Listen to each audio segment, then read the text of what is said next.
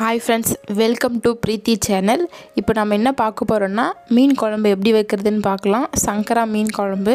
இதுவரையும் இந்த சேனலை சப்ஸ்கிரைப் பண்ணாதவங்க சப்ஸ்கிரைப் பண்ணிக்கோங்க. பக்கத்தில் இருக்கிற பெல் ஐக்கானையும் மறக்காமல் கிளிக் பண்ணி வச்சுக்கோங்க. அப்போ தான் ரெகுலராக நான் போடுற வீடியோ உங்களுக்கு நோட்டிஃபிகேஷனாக வந்து சேரும். வாங்க வீடியோக்குள்ளே போகலாம். இப்போ சங்கரா மீன் குழம்பு செய்ய போகிறோம்.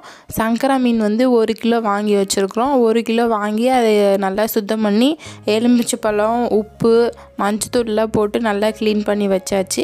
இப்போ குழம்பு எப்படி ரெடி பண்ணலான்னு சொல்லிட்டு வாங்க பார்க்கலாம். வானல் நல்லா காஞ்சதும் உங்களுக்கு எண்ணெய் ஊற்றிக்கோங்க. எண்ணெய் வந்து தாராளமாக இருந்தால் தான் மீன் குழம்பு நல்லாயிருக்கும். எண்ணெய் காஞ்சதும் கடுகு போட்டுக்கோங்க. கடுகு நல்லா பொரித்து வெடிக்கணும். பொரித்து நல்லா கடுகு வெடித்தாதான் வாய்ப்புண்ணு வராது, இல்லைன்னா வாய்ப்புண்ணு வரும்.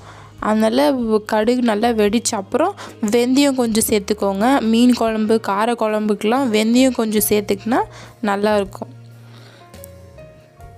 கடுகு வெடிச்சிச்சு, வெந்தயமும் சேர்த்தாச்சு. வெந்தயம் நல்லா கொஞ்சம் பொன்னிறமாக வந்ததும் கருவேப்பிலை 2 கொத்து, ஃப்ரெஷ்ஷான கருவேப்பிலை வந்து இருக்குது, அதை 2 கொத்து போட்டுக்கோங்க. கருவேப்பிலை நல்லா பொரியணும். நல்லா பொரிஞ்ச அப்புறம் பச்சை மிளகா 2, பச்சை மிளகா ஃப்ளேவர் உங்களுக்கு பிடிக்குன்னா பச்சை மிளகா சேர்த்துக்கோங்க, இல்லைனா நீங்கள் ஸ்கிப் பண்ணிடுங்க. பூண்டு ஒரு 2 பல் பூண்டு, வெங்காயம், சின்ன வெங்காயம் சேர்த்து நீங்கள் மீன் குழம்பு வச்சு பாருங்கள், நல்லாயிருக்கும். சின்ன வெங்காயம் போட்டு நல்லா பொன்னிறமாக பொரியணும். நல்லா வறுந்த அப்புறம் நீங்கள் அப்புறம் தக்காளி சேர்த்துக்கலாம். இப்போ பொன்னிறமாக ஆகட்டும் வெங்காயம்.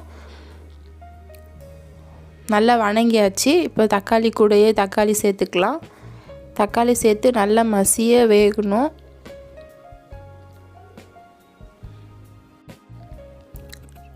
தக்காளி நல்லா மசியறதுக்காக உப்பு ஒரு 1/4 டீஸ்பூன் சேர்த்துக்கலாம். உப்பு சேர்த்திங்கன்னா வெங்காயம், தக்காளி, பூண்டு, பச்சை மிளகாய் எல்லாம் நல்லா மசிய வெந்துடும். கூடவே நம்ம சேனலை மறக்காமல் லைக் பண்ணிக்கோங்க. லைக் பண்ணால் தான் ரெகுலராக நான் போடுற வீடியோ உங்களுக்கு நோட்டிஃபிகேஷனாக வந்து சேரும். கீழே கமெண்டில் உங்களுக்கு வேறு என்ன மீன் குழம்பா, வேறு என்ன குழம்பு வேணும்னு சொல்லிட்டு, வேறு என்ன ரெசிபி வேணும்னு சொல்லிட்டு கமெண்ட் பண்ணுங்கள். அதுவும் நான் ரெகுலராக போடுறேன் வீடியோவாக. இப்போ மஞ்சத்தூள் கொஞ்சமாக சேர்த்துக்கலாம். மஞ்சத்தூள் சேர்த்துனதும் கூடவே மீன் குழம்பு மசாலா தூள் இருக்குதுல்ல, அது ஒரு பேக்கெட் சேர்த்துக்கோங்க. ஒரு பேக்கெட் வந்து நீங்கள் 1 கிலோ மீன் குழம்பு செய்கிறீங்கன்னா 1 கிலோவுக்கு 1 பேக்கெட் கரெக்டாக இருக்கும். 1 பேக்கெட் தாராளமாக சேர்த்துக்கலாம். 1 பேக்கெட்டு சேர்த்திட்டு நல்லா கிளறி விட்டுக்கோங்க.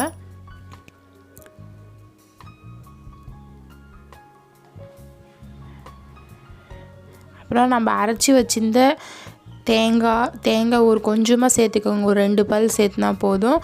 சின்ன வெங்காயம், பூண்டு, தக்காளி, புளி எல்லாம் நம்ம சேர்த்து நல்லா அரைச்சி வச்சுருக்குறோம் பேஸ்ட்டு மாதிரி. அந்த பேஸ்ட் மசாலாவை அதுக்குள்ளவே சேர்த்து நல்லா ஒரு கொதிக்க விடுங்க. ஏன்னா இதிலவே நம்ம ஒரு கொதி விட்டால் மசாலா பச்சை வாசனை போயிடும். அதிக நேரம் நம்ம கொதிக்க வைக்க வேண்டியது இல்லை. கொஞ்சமாக ஒரு 2 கொதி வந்ததும் நம்ம தண்ணி சேர்த்துக்கலாம். இப்போ அந்த ஜார்லேயே கொஞ்சோண்டு தண்ணி ஊற்றி நம்ம சேர்த்தாச்சு.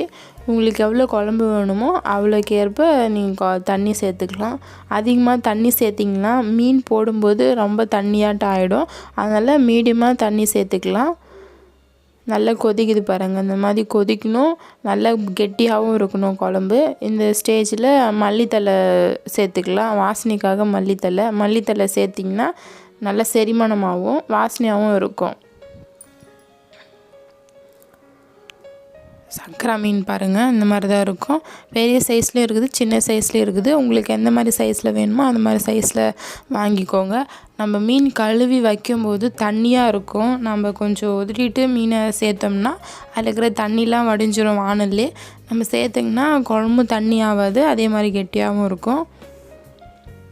எல்லா மீனும் சேர்த்திட்டு காமிக்கலாம். பாருங்கள், எல்லா மீனும் சேர்த்தாச்சு.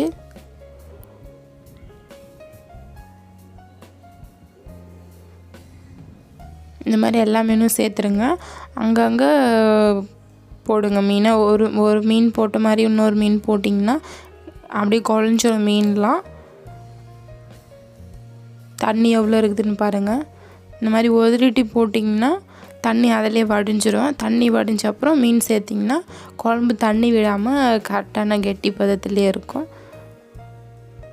ஃபைனலாக மீன் குழம்பு பாருங்கள் இந்த மாதிரி தான் ரெடி ஆகிட்டுருக்கோம். வாங்க சாப்பிட்லாம். தேங்க்யூ வாட்சிங் ஃபார் வீடியோ.